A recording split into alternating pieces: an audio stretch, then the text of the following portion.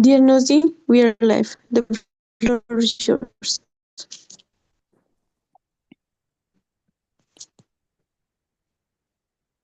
Good morning, afternoon, evening, everyone. Welcome to today's session of the 1 Million Leadership Skills Development Series. My name is Nazi Husaini. I am the founder of the Net Art Workshop, where we empower Afghan girls through Let's Work training, helping them gain valuable skills and financial independence. I also serve as the Skills Development Head Assistant at WomenAscension. It's a great pleasure to have all of you with us today. WomenAscension is a global nonprofit organization advancing gender equality and sustainable development goals across 134 countries. Since 2021, we have helped women improve economic stability, social inclusion, and quality of life. We have trained over 20,500 women, mentored 1,800 plus women entrepreneurs, awarded 18 plus scholarships, and supported 3,000 women into leadership roles. All programs are free and fully online, making them accessible to everyone. Our flagship 1 Million Leadership Program 2030 equips emerging leaders with skills, mentorship, and global networks for lasting impact. We also work in community outreach, climate action, cultural heritage, and the peace and justice, research, digital advocacy, and AI and STEAM learning to empower women worldwide. Our first speaker is Masayar Riaz from Pakistan, who will speak on designing a sustainable operation plan for a modern hospitality business. Mr. Riaz is a highly experienced marketing and operations professional with nearly 28 years of expertise across operations, recruitment, HR resourcing, and organizational development. She has a strong background in culinary arts, hospitality management, and leadership training. She has contributed to the success of well-known brands such as the Golden Crest Bakery and Cafe and JC Videra, showcasing her exceptional operational vision and strategic thinking. Ms. Sarah Riaz, we warmly invite you to begin your presentation. Thank you Thank you. so very much. And I'm really excited to join all of you in that platform. And thank you for giving me that opportunity to share my knowledge with all of you. Uh, Firstly, as you know, my topic is to demonstrate sustainable operational plan for modern hospitality business.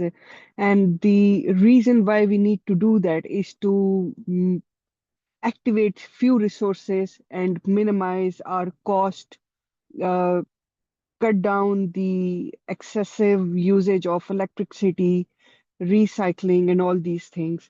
And the vision for that is to operate as an environmental responsible, resource efficient, and socially conscious hospitality business that delivers exceptional guest experience while reducing ecological footprints. And the key goals for that is to reduce energy consumption by 20 to 30% within 3 years, minimize water usage through efficient system, achieve near zero waste to landfill. As you know, there's lots of issues in environment we are facing nowadays, so that can help us with that. And to source 60 to 80 products ethically from our local business partners, promote community-based initiatives and local employment, and implement guest engagement programs for sustainable behavior. So if you, any of you have any question during my demonstration, please do let me know. I'll be happily giving answers to them. So as you all know that sustainable core practices, why do we need that? And for what uh, sectors we need to work on that for them is number one, definitely the energy efficiency. The excessive use of energy usage is like we have in hospitality and other sectors of life. We can reduce them by using LED lightning lights, the smart sensors, and the automated shut-off system that can help us reduce the energy usage. install energy efficient HVAC system, adopt renewable energy resources, solar panel, geometrical heating where possible. I know it's not possible everywhere, but wherever it's possible, we can install them and reduce the energy cost, conduct regular energy audits, train staff on energy saving behaviors.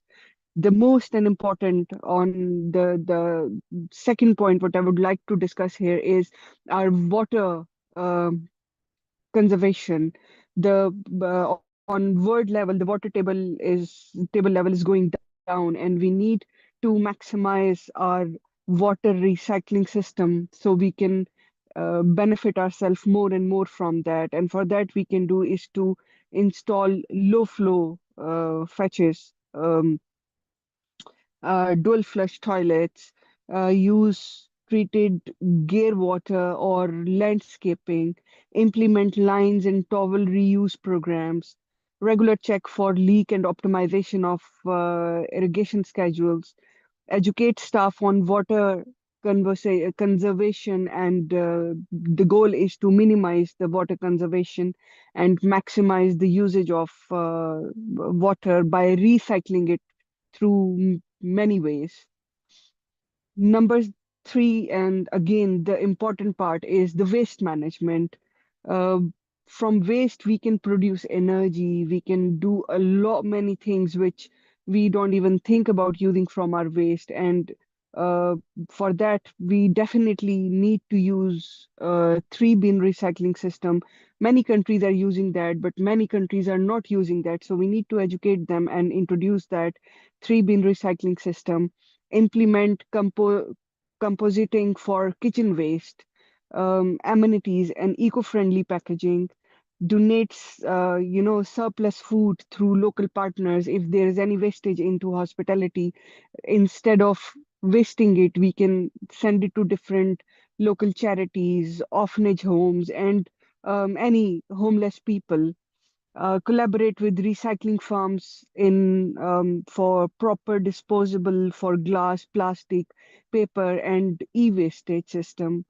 And definitely, sustainable procurement is again the important part of that. And how we can do that is to source food and beverages and amenities from the local and regional supplier. The prioritize organic fair trade and cruelty-free products, buy energy efficient applicants and eco-friendly cleaning products, implement vendor sustainable assessments, build long-term relationship with reasonable suppliers, and green building. Definitely, the green building infrastructure is again can help us reduce our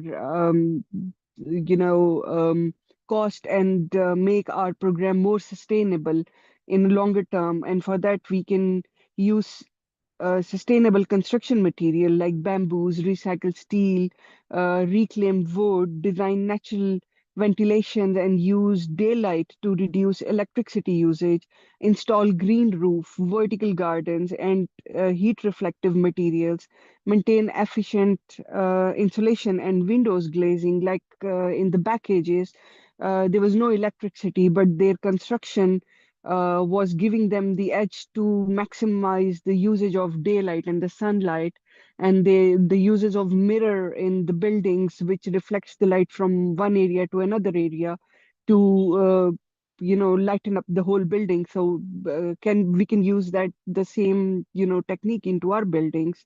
Then ensure compliance with the green building certifications, LED and WWF green offices, and yeah, sustainable food and beverages operation. Definitely, we need to offer farmers, our local the small farmers. We need to support them and offer them to farm to table concept using local ingredients, reduce food waste through our portion control and a smart storage, and dehydrating our wastage and convert them into different other usable edible products.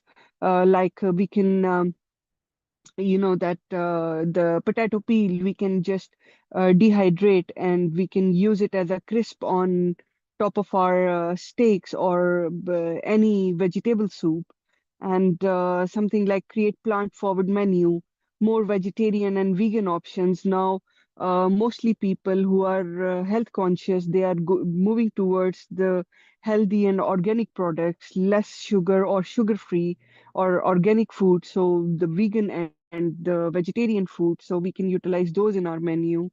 Then again, use biodegradable or reusable serviceware, like instead of using proper cutlery crockery, we can design our reusables from the biodegradable material, and we can serve food in that. Implement traceability system for seafood, meat, and poultry.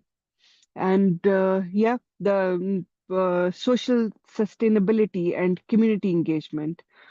Definitely, we need to have fair pay, equal opportunity, and employment or employee welfare programs, regular sustainability training for staff, partnership with local NGOs, schools, and community groups, promote local culture and artisanship through decor, events, and retails, and encourage definitely volunteering program for beach clean or tree planting or road cleaning, these kind of things.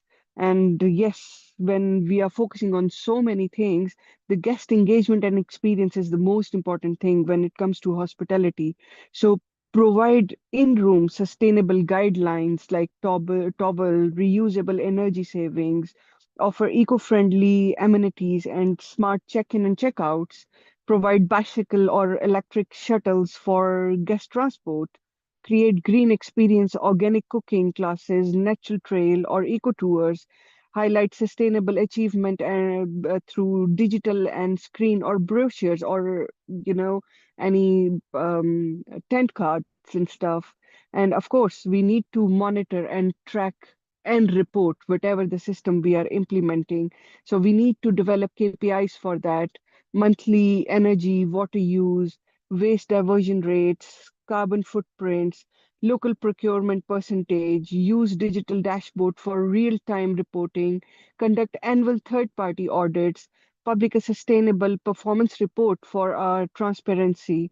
And what we will get out of all these steps, what we have taken above, is the financial benefit and the ROI. Definitely, when we are practicing all those steps, then we are having the edge of lower utility bills due to energy water saving, reduce wastage disposable cost, improved brand reputation and the guest loyalty, high demand from eco conscious traveler, and access to green funding and the government incentives and the risk management, of course. By identifying the risk management, the climate change, supply chain issues, energy storage, develop emergency plans for natural disasters, for ensuring compliance with environmental laws, regular suppliers, audit and sustainable practices, and what um,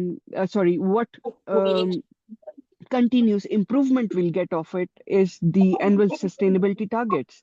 The conduct periodic staff workshops, innovate using new green technologies, update policies according to the industry best practices, and what we are having in practice can be the more strong in the longer term. And a sustainable operation plan not only protects the environment but also the enhance operational efficiency, brand value, and the guest satisfaction by integrating the eco-friendly practices across all our departments. A modern hospitality business can achieve long-term resilience and the competitive advantages.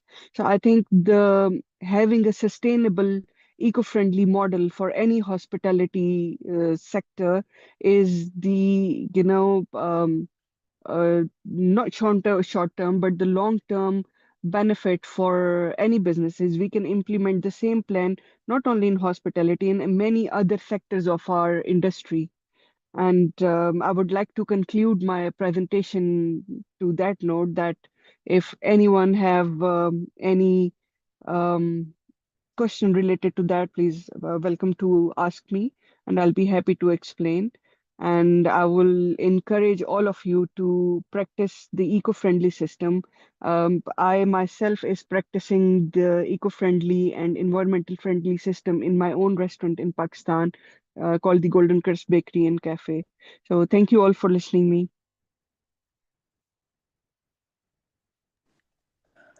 Thank you very much, Ms. Saira, for your remarkable and inspiring session. Your expertise and insights into sustainable operation have provided us with valuable lessons that we can apply in various leadership and business contexts. We deeply appreciate your dedication, your time, and the practical knowledge you have shared with us today. You're welcome. I'm happy to share my knowledge. Thank you very much. And our next speaker is Ms. Rapafazish Mashorwa from Zimbabwe. Ms. Mashorwa is a dedicated social impact advocate and community development specialist with extensive experience in leadership development, youth empowerment, and women's advancement. She has collaborated with various national and international organizations to design and deliver programs that strengthen community leadership and promote gender equality. Her work focuses on creating inclusive opportunities for young people, especially young women, to build confidence, develop professional skills, and contribute meaningfully to sustainable community progress. Ms. Masharwa, the platform is yours to proceed. Thank you. Thank you very much for the intro, and I'm happy to be joining you from Zimbabwe. Allow me to share my presentation, and as the introduction said, that I am the climate friendly travel leader in Zimbabwe, and our focus is from education to action. And what I've noted in Zimbabwe, especially the least developed countries, is that climate change is really talked about, but for tourism industry, we all think that maybe it's for other sectors to pay attention. But as the chapter leader for Zimbabwe, we remind all operators that tourism is vulnerable, and we also have solutions, and we can also take actions. So what we're now doing in tourism is now to turn the knowledge into practical action in all tourism operators, hotel, lodges, and communities in Zimbabwe. And our approach from learning to action is one, on education. We train hospitality teams on climate change basis, explain how our operations daily contribute to emissions and wastage on every hotels or tour operators. For those who register with us, we engage them on one-on-one and we do assessment. We discuss with the management, with the employees on climate change challenges and the opportunities. And thereafter, we develop the climate change action, the plans that we can tailor make for each and every establishment and be able to provide a report, monitor them, register them with CFT and even on the UNFCCC platform. So as you can see on the picture there, these are the local people that we've asked to come to certain hotels. Instead of burning the grass and increasing our emissions, we get the locals to partner. They get the grass, thatch their houses, because closer to the rainy season, the thatching material is very good for their houses in the rural areas. So this is more practical. Therefore, in Zimbabwe, we've managed to engage over 30 operators. This includes travel agents, hotels, lodges across Zimbabwe. And for instance, Victoria Falls Hotel, Chiromo University of Technology, where we partner with even the students who are studying tourism to be able to create like-minded champions in tourism and hospitality. The work that we do involves awareness, training, auditing, and developing climate change action plans aligned with climate-friendly travel plans. So this has also been made possible because of our association with Hospitality Association of Zimbabwe. So what we do when we get to an establishment, let's say it's a hotel, according to their capacity, we assess them.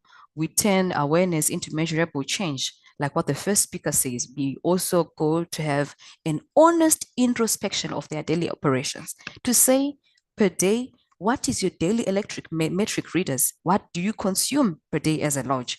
What are your cubic liters of water that you use every day in your rooms, in the kitchens, in the gardens? Do you have any leaking taps? How many are they? what are your waste management systems and how are you handling your waste management from the F&B department? We also then train their staff on climate change and climate knowledge and see where the gaps are in terms of the staff. So this is what we do, the assessment that we do thoroughly with each and every property that engages with us. Then from there on, we develop an action plan. They come up with goals, and as I said before, these are tailor-made according to the capacity, the size, and the financial resources. We have other bigger hotel groups like the African Sun. They can afford to have other energy resource systems that are climate friendly, but for other low hotels with very little capacity, we see what are their energy management capacity, what conservation plans do they have, what waste management plans can we also implement at that place. And also number 4, our goal would be to educate them and bring them to awareness to the whole staff and the management. One of the projects that we've worked on for 2026 that we are very excited about is on what happened in Chimanimani, which is one of the provinces in here in Zimbabwe. In 2023, there was a devastating incident of Cyclone Idai back then, which over 150 lives were lost. So now we want to have Chimanimani Hotel to become one of the centers where people can travel to see and experience the dark tourism, which was caused by climate change. People should travel to go to Chimanimani, see the dangers of climate action, the importance of sustainability, the cost of climate change dangers. So this project will also serve both as a memorialization of what happened in Chimanimani because of Cyclone Idai, bring education, link the SDG 13 to real community experiences. So this is our project that we are looking forward to work with as a transformational project for 2026 in climate-friendly travel. On our projects as well, we have community engagements where we've worked with Ancient City Lodge. We've made sure that they advocate for local sourcing. From that lady you see there, the local women are the ones who produce the vegetables for the hotels to eat, which is supporting their livelihoods. We also hold staff climate literacy sessions with the local communities, the people from around the area. With CFT as well, we've introduced Dodo, which is a children's teaching book for climate change through storytelling, so that we can actually advocate everybody to be involved. We've promoted the youth in sustainability. We've managed to engage other companies who buy recycled paper like plastic paper, waste management. For instance, in Ancient City, we've partnered with farmers for piggery projects. So we know that all the waste that comes from the food and beverage department, the farmers will come and harvest, will come and get all of that, give them to the pigs, or to those who want to do the production of worms for fishing. They all get all that and be able as well to get rid of the waste at the hotel. We have position tourism operators. Excuse me, ma'am. We are, if you are sharing a presentation, we are unable to see it. Can you please look into it?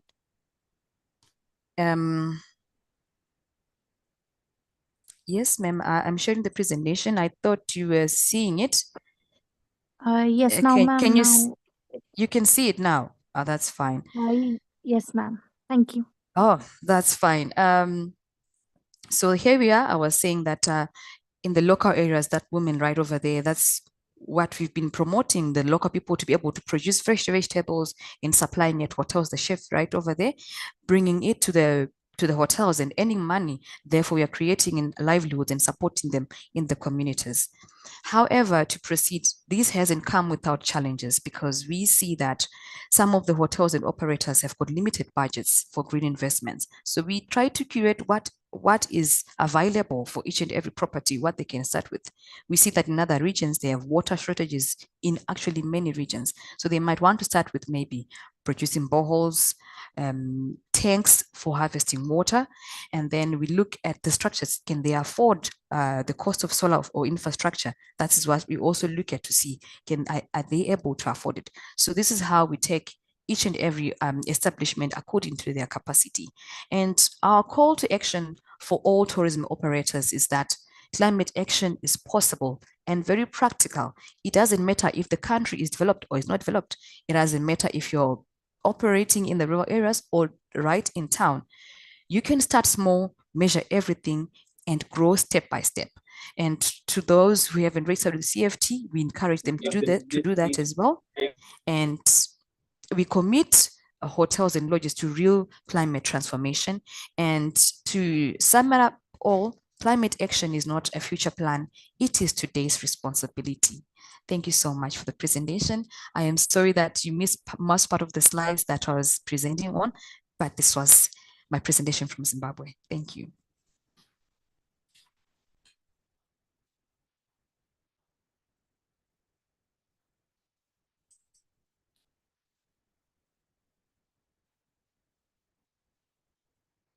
Thank you. If there are any questions, I'm willing to take them. Thank you, certainly, Ms. Mashura, for your inspiring and thoughtful presentation. Your dedication to empowering young people and women through leadership and development programs is truly commendable. We deeply value the knowledge, experience, and passion you shared with us today, which will surely inspire many participants to take meaningful actions. Thank you. Thank you very much. And our final speaker is Mr. Peace Chiromo from Zimbabwe, presenting on sustainable sourcing and guest engagement. Mr. Chiromo is a dynamic hospitality and business development professional with extensive expertise in food and beverage management, operations, and strategic growth. He has held leadership roles at Cursa Hotels and the Mustard Seed Restaurant Group, overseeing multi-unit operations, driving revenue growth, and strengthening stakeholder relationships. He holds a master's degree in strategic management, a bachelor's degree in hospitality and tourism, and a certification in hospitality, sales, and marketing. Mr. Peace, you may now take the floor. Thank you very much.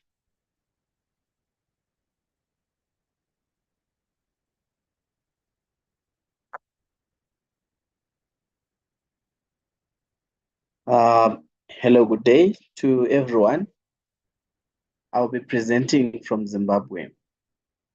As alluded before, my name is Peace Chiromo.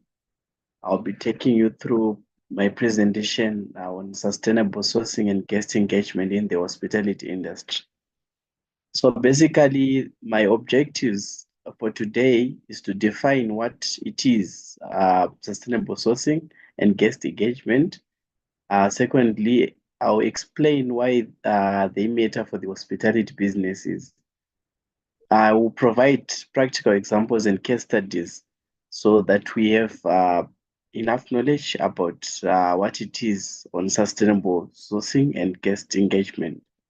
I will help to offer an implementation checklist and the KPIs to check on when you are implementing sustainable sourcing in your hospitality institution.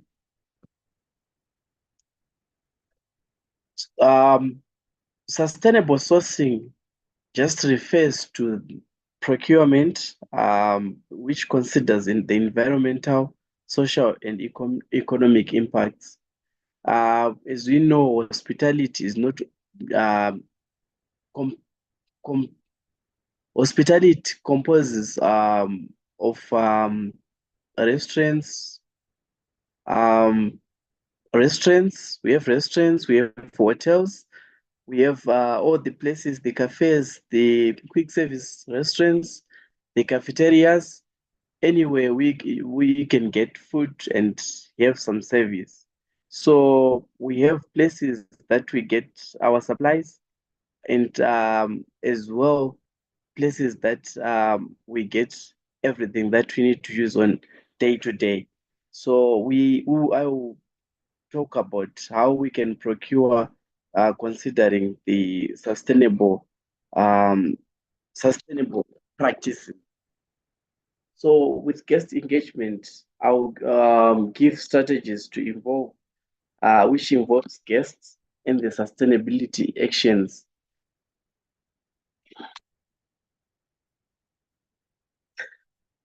So sustainable matters are very crucial to our day-to-day operations in the hospitality industry, as it helps us to save on cost.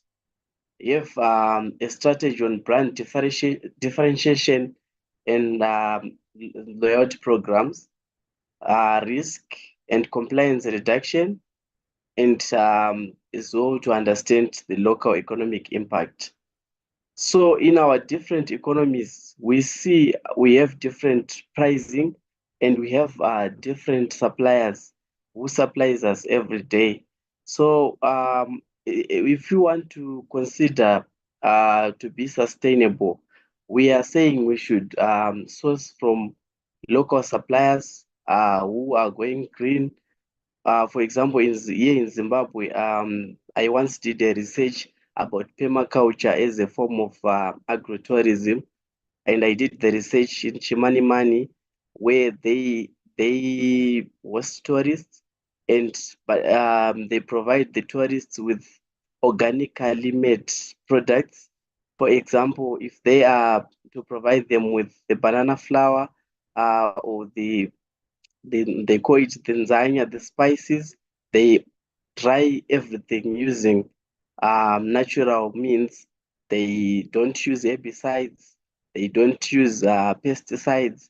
They just do everything organically. So we are saying if we are to consider to be sustainable in our hospitality institution, we are supposed to make sure that we are considering sourcing things from the suppliers who are conscious about the environmental factors and the impact which is caused by their farming practices. For example, if you are to source vegetables for your restaurant or for your hotels. So this topic matters because it helps us to be different. As we are providing our services, we need to be unique. So as a unique selling point, as we are to promote our SDGs and to make sure that we do our operations in a more sustainable way, it is another benefit that we can get from being sustainable, where we are different. For example, if you are, we can even mention that we are using organic ingredients, even on our menus, even on our adverts, so that our clients will know that it is beneficial for them to go for an organic based restaurant than uh, a restaurant which is offering the things that can harm their health.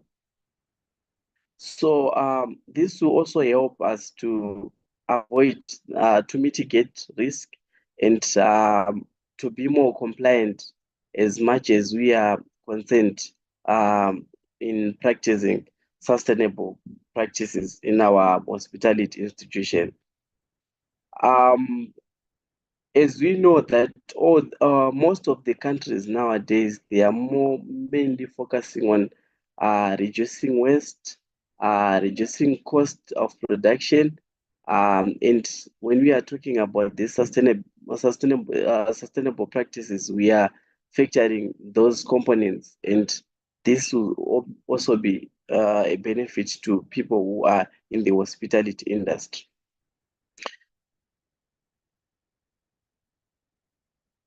Moving on. So what are we saying about sustainable sourcing strategies? Mostly this happens in the back of house. If we are talking about the hospitality institutions, we know we have our kitchens, even the restaurant, though it's the front of house, but mostly the production happens in the kitchen. What are we saying with the strategies? So when we are coming up with our procurement plans, we should make sure that we are factoring in the issues to do with sustainability. Sustainability in the form of how we are going to procure our products, and how we are going to serve the environment from the procurement processes that we are going to do. You see, some institutions are now going paperless, where they have introduced systems which are paperless, requisitions are just done through the system, authorization through the system. issuing through the system so that we reduce the usage of paper and paper as a waste. So we should factor in this when we are doing our procurement plans. So for us to achieve this, we can also have a code of conduct for our suppliers. When we are sourcing our suppliers, we give them a checklist of requirements that we need from each supplier. Here in Zimbabwe, we encourage people to buy from people who are ISO certified, and we have a local board which regulates standards, which is the SARS. These bodies are just looking into how people are producing their commodities so that they are eco-friendly. So we encourage people to buy from to buy products which are ISO certified and which has got a SARS logo. For example, the mineral water, all the products which are locally produced should have the SARS logo, just to make sure that they are compliant with the environmental requirements by as it is regulated. So we have we should be responsible when we are sourcing things like seafood. We should source them from suppliers who are registered, and so that we also have a conscious mind about the aquatic life. Some people are doing the rearing of fish from home, and some they go and poach in local dams. So if we source from people who are sourcing from uh well regulated, then we know that there is a responsibility being taken by the suppliers so that we protect our aquatic life.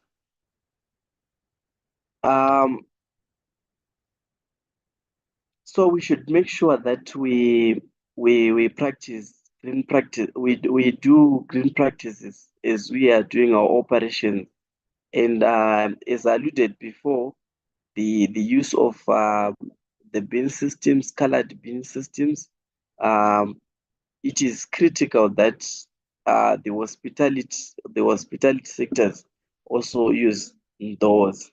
So how are we linking the sustainable sourcing strategies with our customer engagement?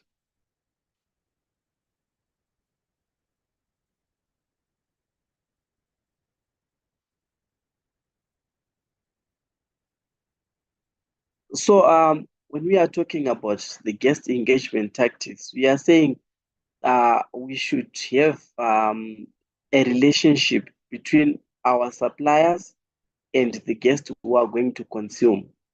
Like I have alluded before, we can indicate on the menus that all the commodities which are being used to produce the dishes have been made from strictly organic products.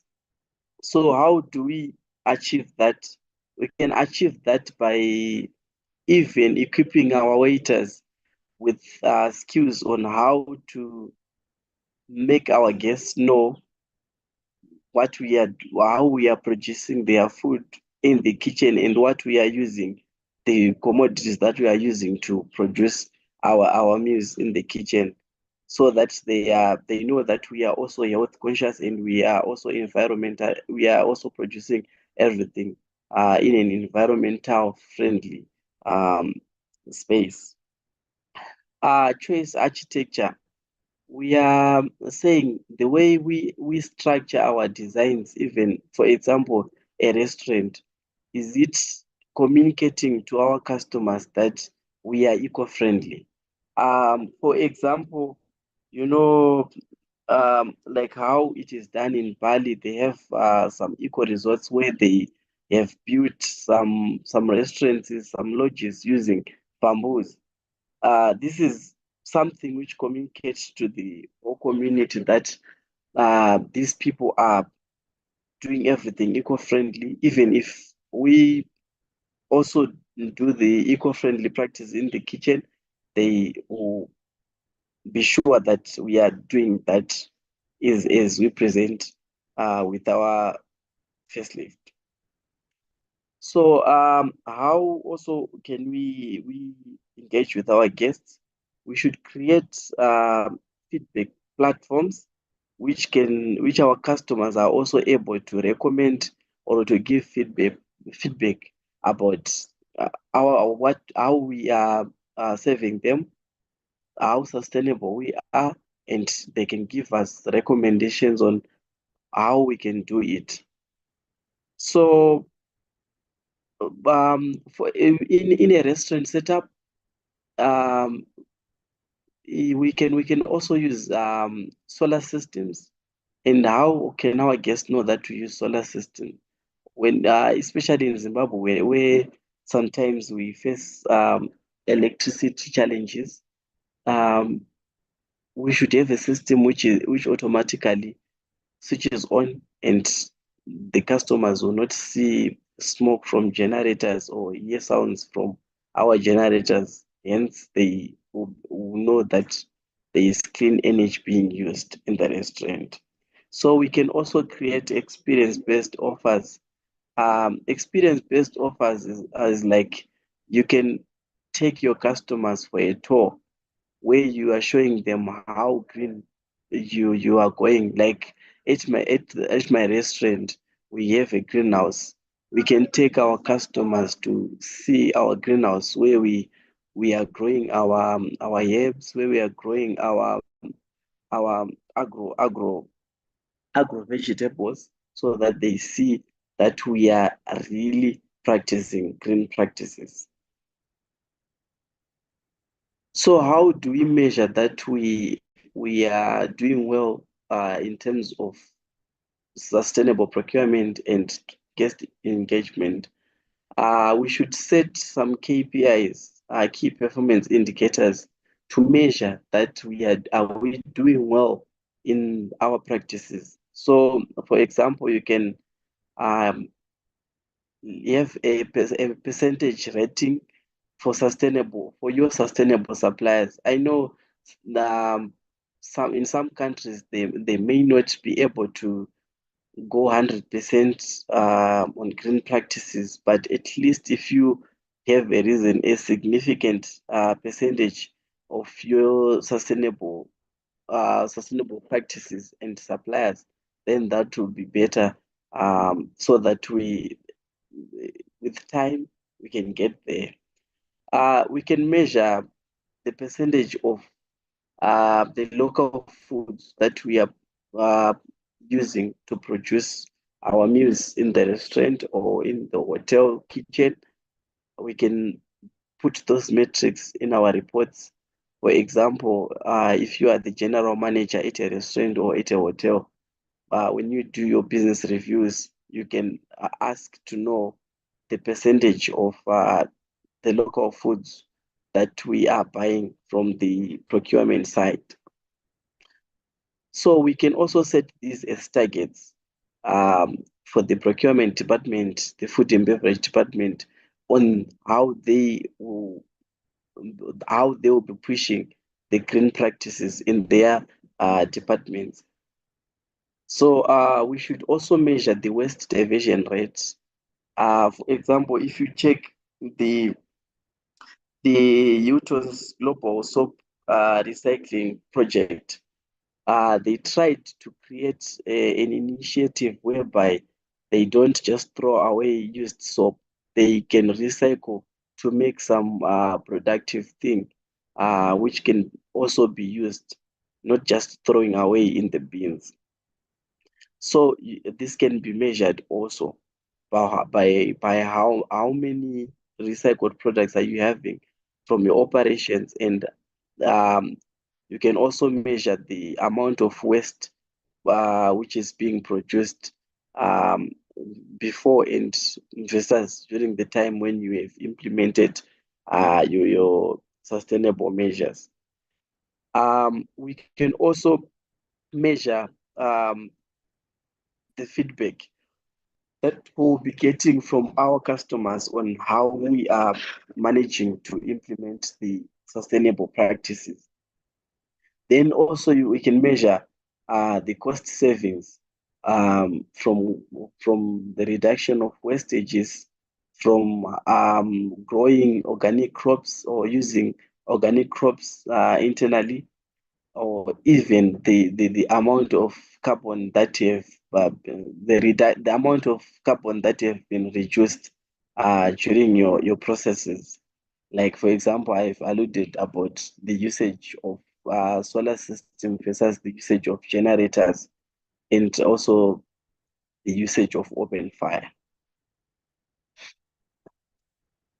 So you should an institution in the hospitality industry should have a checklist, implementation checklist, because for me, I take this to be a strategy of sustainable sourcing versus the guest the guest feedback, guest engagement.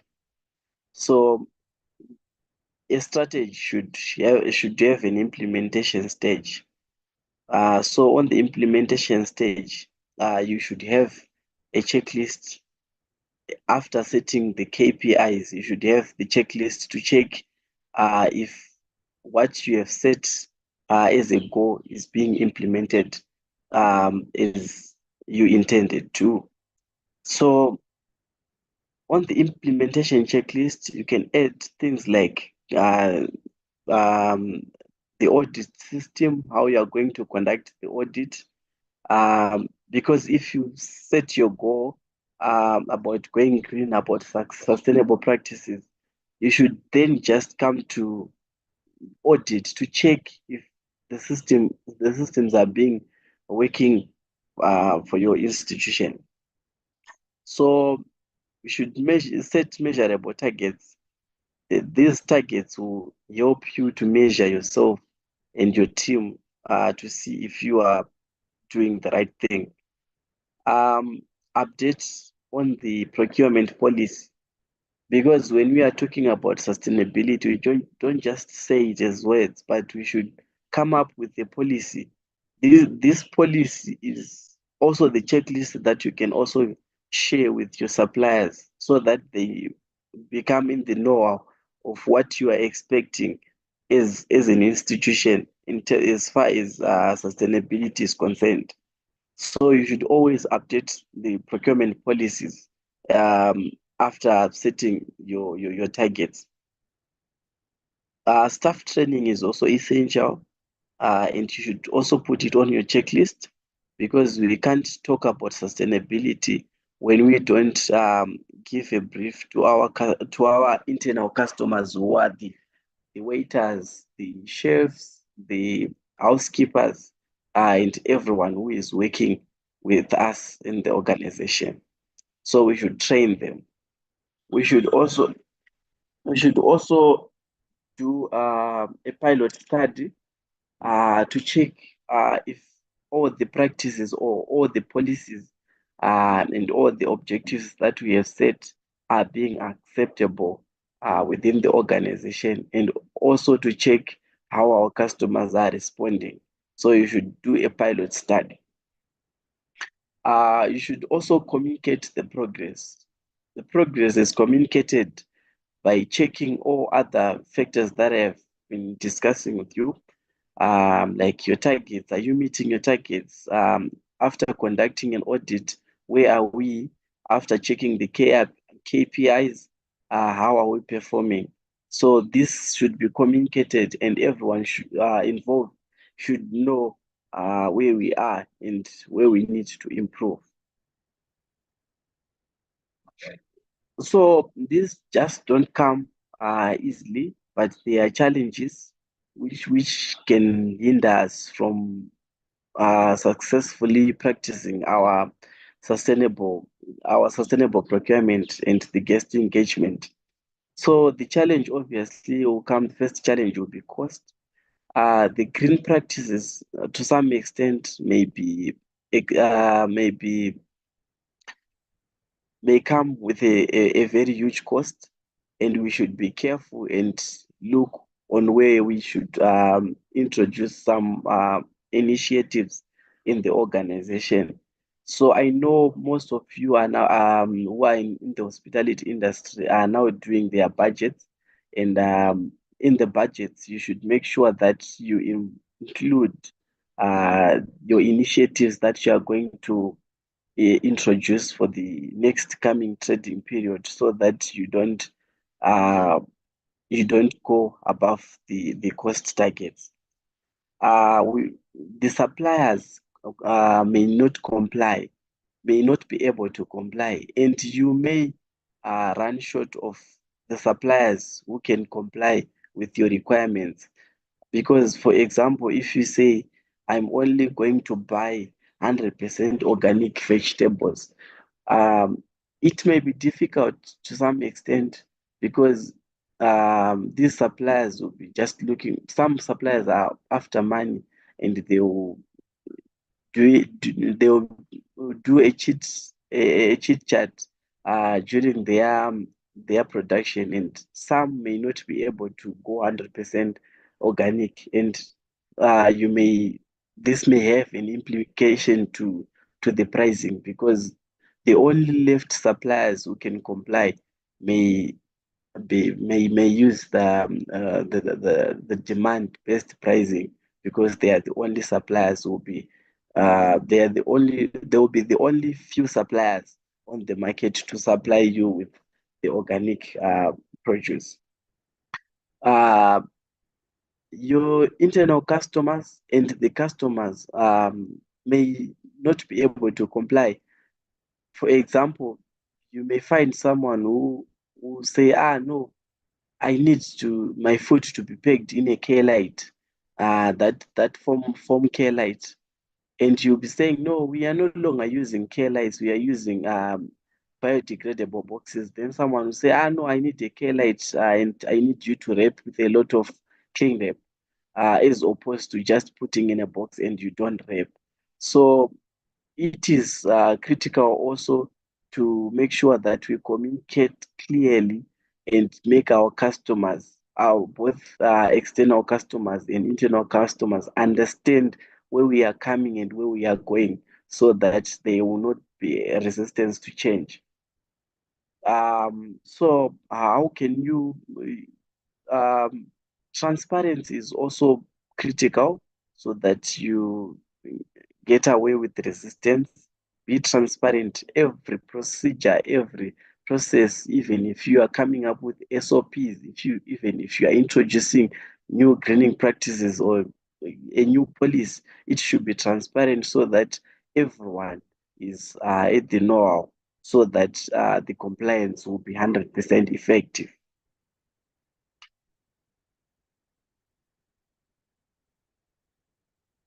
As I've mentioned some case studies, I've mentioned the Bali Eco, and there is also the Hilton. I've mentioned it before. Then Marriott also came up with a community engagement strategy, where they strive to also benefit the community they are trading in. So it's another way you can also involve your your community, especially in if you want organic produce, then you can also teach your communities to how to produce organic based produce, so that they will be your suppliers. So in conclusion, um, sourcing and engagement work together. Sourcing is the process where we are the process in which we are getting our inputs, and the engagement with our customers and our suppliers is critical, and they work together. Um, it's because of the cost implication. You can start small by introducing these greening practices. You can even, for example, you can even put your own greenhouse if you have enough space for that, so that you can get the intended produce at your own disposal. Measuring, you should measure your performance in terms of implementation, and also scale everything. That's the key performance indicators. Tell authentic sustainability story. Don't hide what you are doing. Be authentic. Show everyone what you are doing and where you are going, and be happy to share the results to everyone, so that people understand the benefits of going green and of being sustainable.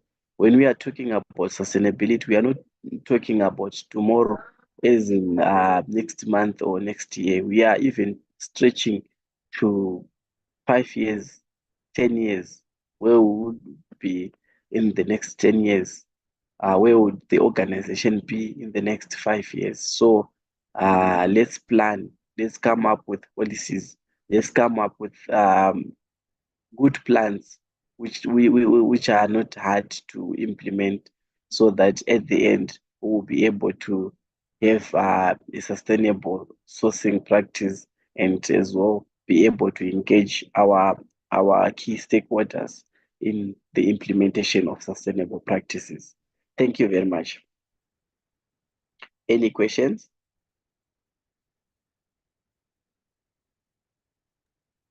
Thank you, Mr. Peace, for your engaging and insightful presentation.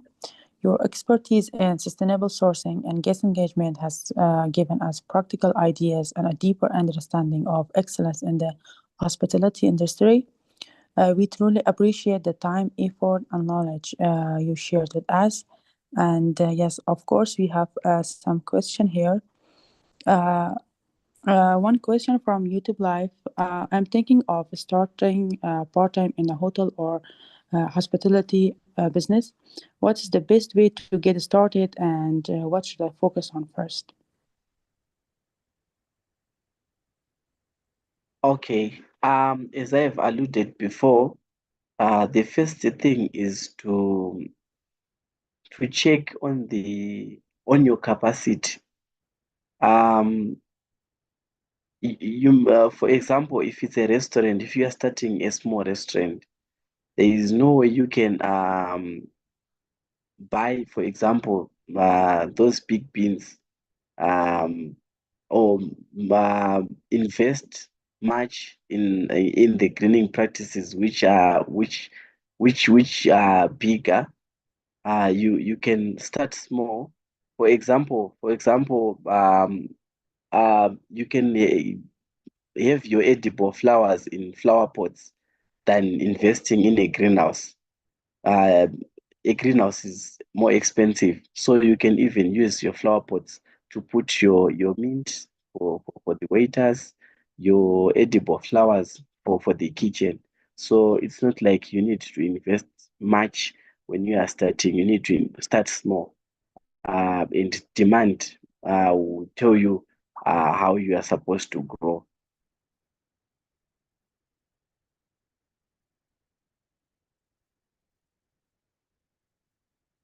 Hello? Thank you very much. One more question. Do we have a national policy in Zimbabwe that enforces the practice of sustainable tourism?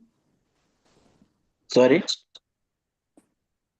Sorry, Can you come again? one more question. Can you hear? Yes, I can. Thank you. One more question. Do we have a national policy in Zimbabwe that enforces the practice of sustainable tourism? Yes, we do have.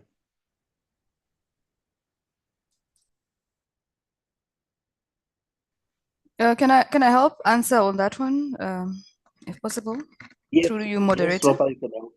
Yes. Yes, yeah, Yes, I'm happy please. Dr. Zengani has asked that question, and I would love to answer that. We have the one internationally that is demanded by, according to the Paris Agreement, we have the national determined, it's called the NDCs that we use to declare our emissions in as a country, as in Zimbabwe.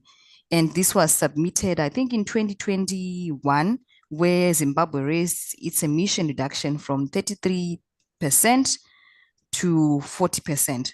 So besides that, we have the new tourism policy that was also published this year, 2025. They strongly advocate that Zimbabwe's mandate is to also have sustainable tourism practices. So the National Tourism Master Plan as well has got issues to do with environmental protection, and the emphasis on both the tourism industry and hospitality industry policy is on sustainable tourism. So yes, I would love to say Zimbabwe has got policies that are strongly committed to this. What happened previously is that the tourism industry was once merged together with the Ministry of Environment. So much of these policies were and are actually being monitored by the Ministry of Environment, and they cover issues to do with sustainability in Zimbabwe. That's why sometimes we might look like we don't have, but we do have the NDCs in place. They are called nationally determined contributions. I hope it answers you, Dr. Zengeni. Thank you. Thank you very much. And for the other question, speaker number 3, Mr. Peace, the question that was saying, I'm thinking of starting part-time in a hotel or hospitality business. What's the best way to get started and what should I focus on first? Maybe the speaker, the question which was asked there, do they want to start like an Airbnb? Do they want to start tourism operator, like tour operators transfers? Can they please maybe explain further? Do they want to get into laundry services, catering, events? Because the hospitality industry is very varied. Maybe we could be able to answer sure. according to that. Yes, sure.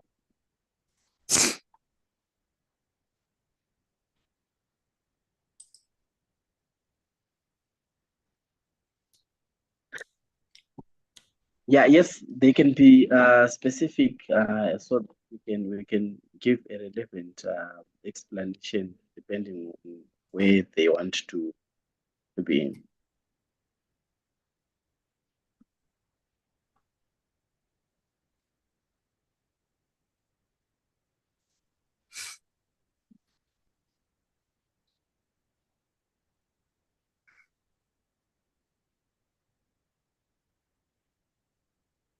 Hello.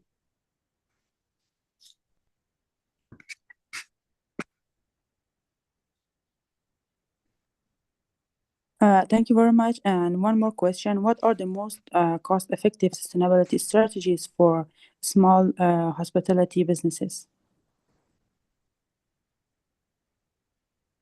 Sorry, can you come again? What are the most cost-effective sustainability strategies for small hospitality businesses? Okay. For example, if we you can use the water that you have used for cleaning floors to water your flowers in the garden. It's not expensive. You will be saving on using clean water, especially in areas where water is scarce. As well, as I have alluded to, you can use local suppliers and to buy your vegetables. You don't buy them in bulk. If you are operating small, you get them in small supplies, and you cannot buy them in bulk like for the whole week. You can buy as the demand comes. Can I also take that as well to add on? Yes, please. Oh yes. So from my presentation as well, especially for myself, I've been working with small operators. You start with the two goals, and the major ones are energy management and mostly water conservation. So mostly on energy management, let's say in Zimbabwe, for instance, you are using electric power to use for your geysers, for your kitchen in the cooking. Like I said, you have to do an energy check to see how much energy consumption do you use per day, per month. What do you need to reduce? So you can substitute your electric geysers for all your rooms with solar geysers, and then you go back again on your energy metrics every day and see how much you have saved. You can substitute your kitchen equipment from electric stoves to gas stoves, and then you'll be able to measure again and see how much you've saved. You go to your water conservation and see how much water bills do you pay if you're getting directly from the municipality. That's what we use here in Zimbabwe. And instead, you can switch on to borehole. So like what we said, when it comes to energy consumption, you have to be really realistically practical by doing the KPIs, as also other speakers have said, and seeing what capacity do you have to transform and adapt your hotel or your property to save energy. So put them into goals, measure, assess yourself honestly how you're operating, and then be able to implement these changes and measure them again. Thank you. That would be my answer for that. Thank you very much. One more question. As a caterer in Zimbabwe, is there a board that I have to register with? Yes. Yes, of course. If you're a caterer in Zimbabwe, there's a Catering Association of Zimbabwe. I think I've got the contact for Alice Ali. I'll be able to get in touch with her. It's called CEAZ. You should register with them. It's very important. You've got you belong to a network of other operators. They teach the policies. They also enable you to form networks to even market your business. So I think that one we can also share it with you. Thank you.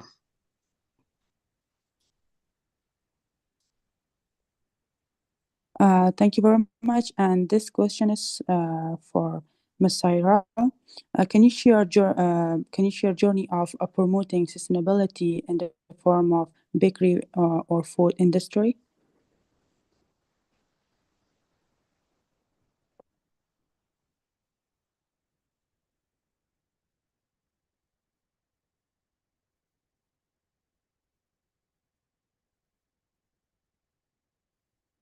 Ms. Saira, can you hear?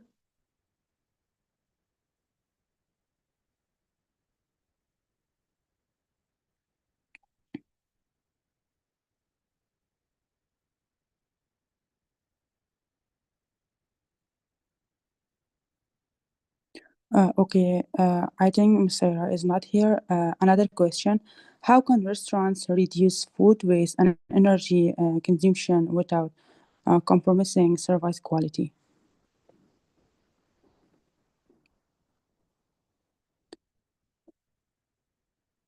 Ms. Mashwa, please, can you answer this question? Thank you very much. I thought Peace was going to take that one. Measurements, portion control is number one. You know the number of people that we are producing for, do not exceed that, and then ensure that your chefs are maintaining to portion control, because in food and beverage management, everything has got portioning, you've got recipes. So all our staff should be conscientized. That's why in sustainability, we also conscientize on staff training. So portioning control is supposed to be done, and we produce according to the numbers that are being served. That would be my answer for that. Anything else, Peace, you can come in.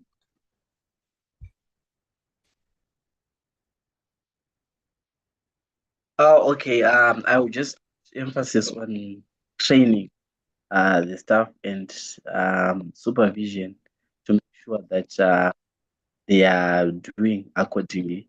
For example, if you are saying on the recipe you are going to save 150 grams, you should also monitor to see they are not exceeding to 300. So their supervision is so needed.